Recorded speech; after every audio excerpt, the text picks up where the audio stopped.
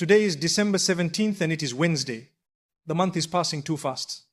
Another page of your book has turned, and if this video has reached you, then you are very lucky, because this video did not come by chance. Allah Almighty has chosen you to watch this video. It's the last month of this blessed year.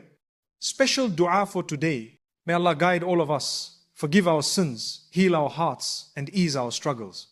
May He grant peace to every soul, mercy to those who are hurting, and hope to those who feel lost. Say Ameen. O Allah, as this year comes to an end, forgive my mistakes.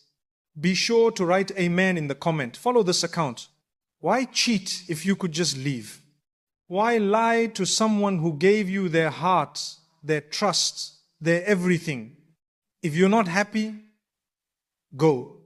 But destroy someone who loved you just because you didn't have the courage to be honest?